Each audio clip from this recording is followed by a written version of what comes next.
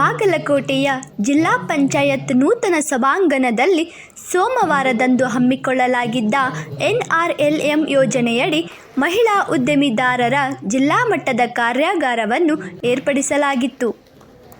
ಸಮಾರಂಭಕ್ಕೆ ಜಿಲ್ಲಾ ಪಂಚಾಯತ್ ಮುಖ್ಯ ಕಾರ್ಯನಿರ್ವಾಹಕ ಅಧಿಕಾರಿ ಶಶಿಧರ್ ಕುರೇರ್ ಚಾಲನೆ ನೀಡಿದರು. ಸಮಾರಂಭ ಉದ್ಘಾಟಿಸಿ ಮಾತನಾಡಿದ ಅವರು, ಮಹಿಳೆಯರು ತಮ್ಮಲ್ಲಿರುವ ಶಕ್ತಿಯನ್ನು ಅರ್ಥ ಮಾಡಿಕೊಂಡು ಅದನ್ನು ಸೂಕ್ತ ರೀತಿಯಲ್ಲಿ ಸದ್ಬಳಕೆ ಮಾಡಿಕೊಂಡಲ್ಲಿ ದೇಶ, ರಾಜ್ಯ, ಗ್ರಾಮ ಮತ್ತು ಕುಟುಂಬಗಳು ಅಭಿವೃದ್ಧಿ ಹೊಂದಲು ಸಾಧ್ಯವಾಗುತ್ತದೆ. ಮಹಿಳೆಯರು ಸ್ವಾವಲಂಬಿಗಳಾಗಲು NRL ಯೋಜನೆಯನ್ನು ಸದ್ಬಳಕೆ ಮಾಡಿಕೊಳ್ಳಬೇಕು ಎಂದರು. ಕಾರ್ಯಾಗಾರದಲ್ಲಿ ಸಂಪನ್ಮೂಲ ವ್ಯಕ್ತಿಗಳಾಗಿ ಭಾಗವಹಿಸಿದ್ದ ಜಿಲ್ಲಾ ಕೈಗಾರಿಕಾ ಕೇಂದ್ರದ ಜಂಟಿ ನಿರ್ದೇಶಕ ಪ್ರಶಾಂತ್ ಬಾರಿಗಿಡದ್ ಅವರು ಉದ್ಯಮಶೀಲತೆ, ಅಭಿವೃದ್ಧಿ ಹಾಗೂ ಉದ್ಯಮ ನೋಂದಣಿ, ಆಹಾರ ಸುರಕ್ಷತೆ ಮತ್ತು ಗುಣಮಟ್ಟ ಪ್ರಾಧಿಕಾರದ ಅಂಕಿತ ಅಧಿಕಾರಿ ವಿಜಯ್ ಕಂಠಿ, ಉದ್ಯಮ ನಿಯಮಬದ್ಧಗೊಳಿಸುವಿಕೆ ಹಾಗೂ ಉತ್ಪನ್ನಗಳ ಗುಣಮಟ್ಟತೆ, ಅಗ್ರೋ ಮಾರ್ಕೆಟಿಂಗ್ ಸಮಾಲೋಚಕ ಅಮರ್ ಕಟ್ಟಿಮನಿ, ಉತ್ಪನ್ನಗಳ ಮಾರುಕಟ್ಟೆ ಮತ್ತು ಬ್ರ್ಯಾಂಡಿಂಗ್ ಕುರಿತು ಉಪನ್ಯಾಸ ನೀಡಿದರು.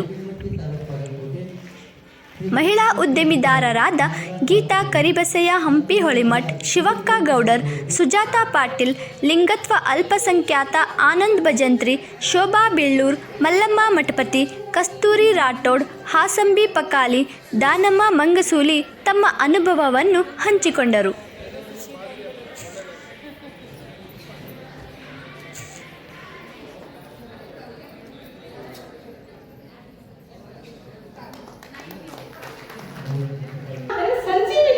ಈ ಸಂಜೀವಿನಿ ಯೋಜನೆ ನನಗೆ ಒಂದು ಆಧಾರವಾಗಿದೆ. ನಾನು ದಿನ ಇಬ್ಬರು ಲೇಬರ್ಸ್ ಬರ್ತಾ ಇದ್ದಾರೆ.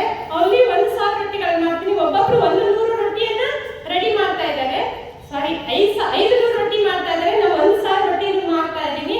ಇವತ್ತು 1,000 ರೊಟ್ಟಿಯನ್ನು ನಾನು 4 ರೂಪಾಯಿ ಕೊಂಡ್ಕೊಡ್ತಾ ಇದ್ದೀನಿ. ನಾವು ಪ್ರತಿ ತಿಂಗಳು ಏನಿಲ್ಲ ಅಂದ್ರೂ 10,000 ರಿಂದ 12,000 ರೊಟ್ಟಿಯನ್ನು ಮಾರ್ಕೆಟ್ ಮಾಡ್ತಾ ಇದ್ದೀವಿ. ಅಂದ್ರೆ ನಮ್ಮ ಮಹಿಳಾ ಸ್ವಸಹಾಯ ಸಂಘದ ಸದಸ್ಯರಿಂದ ಅಂತ ಹೇಳಕ್ ಇಷ್ಟಪಡ್ತೀನಿ.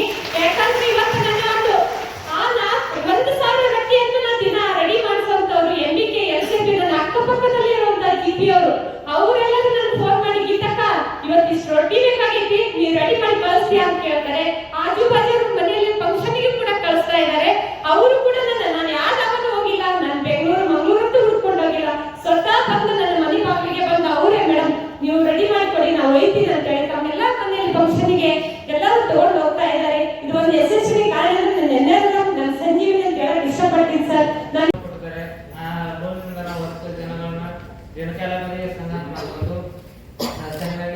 ಪ್ರತಿಯೊಬ್ಬರು 15,000 ಹಂಚ್ಕೊಂಡಿದ್ದೀವಿ. ನಾ 11 ವ್ಯಾಪಾರ ಮಾಡ್ತೀವಿ. ಕೆಲವು ಜನ ಮಕ್ಕಳು ಸಾಕಾಣಿಕೆ, ಆಡು ಸಾಕಾಣಿಕೆ ಮಾಡ್ತಿದ್ದಾರೆ. ತಮ್ಮ ಉದ್ಯೋಗವನ್ನು ತಾವು ಮಾಡ್ಕೊತಾ ಇದ್ದಾರೆ. ನಾವು ಸ್ವಾವಲಂಬಿ ಬದುಕಲಕ್ಕ ನಮಗೊಂದು ಹಕ್ಕು ಅದ. ಇದು ಭಿಕ್ಷಾಟನೆ ಕೈ ಬಿಟ್ಟು ನಾವು ಬದುಕಬೇಕು ಅನ್ನೋದು ಒಂದು ಸಲ ನಮಗೆ ಗುಡಿದೆ. ನಮ್ಮ ಅವರ ಜೊತೆ ಸಂಜೆ ನಮ್ಗೆ ಒಳ್ಳೆಯದಾಗಿದೆ. ಸಾಲವನ್ನು ಈಗ 15,000 ರೂಪಾಯಿ ಕೊಟ್ಟು 15,000 ರೂಪಾಯಿ ತಗೊಂಡಿದೀವಲ್ಲ, ಇದು ಹೆಚ್ಚಿನ ರೀತಿಯ ಸಾಲವನ್ನು ಕೊಟ್ಟರು ಹೆಚ್ಚಿನ ಇದೇ ರೀತಿ ಹಣವನ್ನು ನಾವು ವ್ಯವಹಾರ ಮಾಡಕ್ಕೆ ನಮ್ಗೆ ಸಹಾಯ ಆಗ್ತದೆ ಹೇಳ್ಕೊಡ್ತೀವಿ. ಮತ್ತು ಹೆಚ್ಚಿನದಾಗಿ ಮತ್ತೊಮ್ಮೆ ನಾನು ಕೊನೆಯದಾಗಿ ಹೇಳ್ತಾ ಇದ್ದೀನಿ, ನಮ್ಮ ಜೀವನದಲ್ಲಿ ಕೊನೆ ಹಂತದವರೆಗೆ ಕಲಿಯಲಿಕ್ಕೆ ಅವಕಾಶ ಕಲಿಬೇಕು. ಇಷ್ಟೇ ಸಾಕು, ಇಷ್ಟಾಗರ ಮಾಡ್ಕೊಂಡು ಹೋಗ್ತೀನಿ ಅನ್ಬಾರ್ದು. ವಯಸ್ಸಿನ ಮಿತಿಯನ್ನು ಯಾರೂ ಇಟ್ಕೋಬಾರ್ದು. ದೊಡ್ಡವರಾದ್ಮೇಲೆ ಕಲೀಲಿಕ್ಕೆ ಪ್ರಯತ್ನ ಮಾಡಿದ್ರೆ ಅದು ದೊಡ್ಡ ಹೆಜ್ಜೆನೆ.